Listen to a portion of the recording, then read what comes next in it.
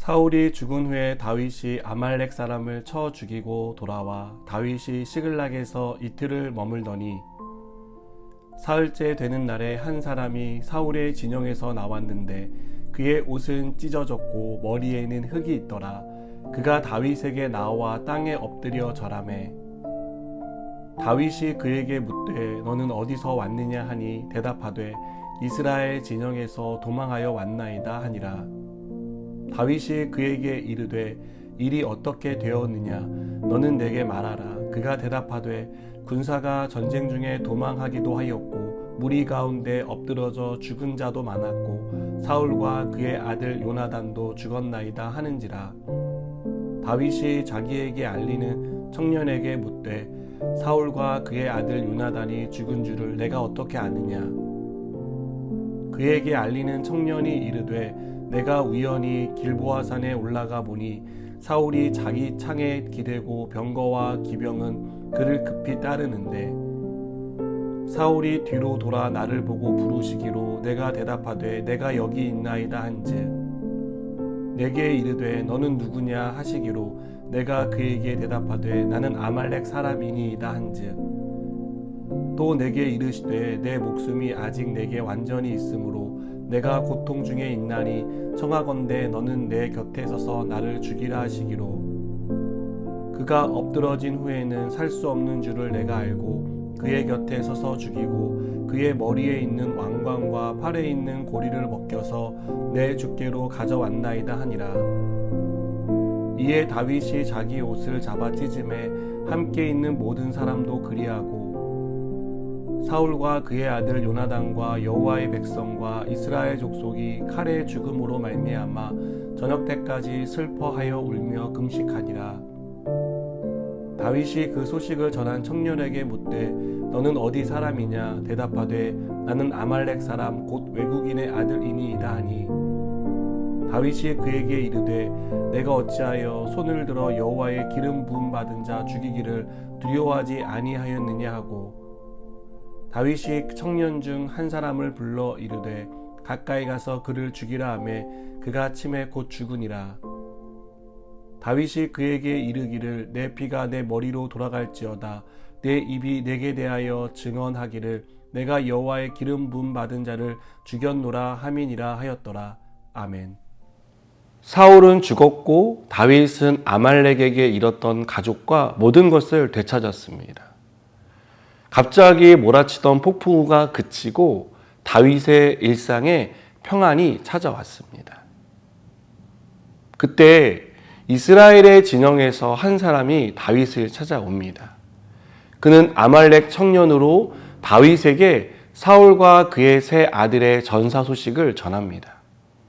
아말렉 청년이 이 소식을 가지고 온 것은 누구보다 다윗이 제일 기뻐할 것이라는 생각을 했기 때문입니다. 그래서 다윗에게 무엇을 얻을 수 있지 않을까 하는 생각으로 자신이 사울을 죽이는 데 관여했다고 말했습니다. 사울은 전쟁 중에 자살을 했습니다. 그런데 아말렉 청년은 마치 자신이 사울을 죽인 것처럼 꾸며서 거짓말을 했습니다. 자기가 사울을 죽였고 사울이 착용하던 왕관과 팔고리를 벗겨서 가져왔다며 다윗에게 내밀었습니다. 통상적인 전쟁에는 아말렉 청년처럼 전쟁이 끝난 후에 시체들 사이를 뒤지며 돈이 될 만한 것들을 챙기는 사람들이 있었다고 합니다. 아마 아말렉 청년도 그런 부류 중에 하나였을 것입니다.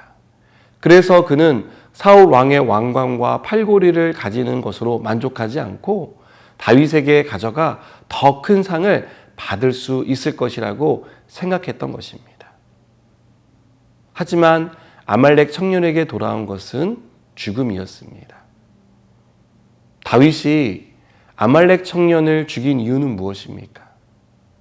다윗에게는요, 한 가지 확실한 믿음이 있었습니다. 그 믿음은 사울 왕은 하나님이 기름 부어 세운 왕이라는 믿음이었습니다. 그래서 다윗도 2번이나 사울을 죽일 기회가 있었지만 죽이지 않았던 것입니다. 그런데 다른 사람도 아닌 아말렉 사람이 하나님이 기름 부어 세운 왕을 죽였다는 말을 듣자 다윗은 그 죄를 묻지 않을 수 없었던 것입니다. 여러분, 만일 여러분이 다윗이었다면 아말렉 청년의 말을 듣고 어떤 반응을 보이셨을 것 같습니까? 사울이 죽었다는 말을 듣고 인과응보라는 생각을 하지는 않았을까요? 아, 이제 고국으로 부모에게로 돌아갈 수 있겠구나라는 생각을 하지 않았을까요? 다윗처럼 슬퍼하기보다는 하나님이 내 원수를 갚아주셨다며 기뻐했을지도 모릅니다.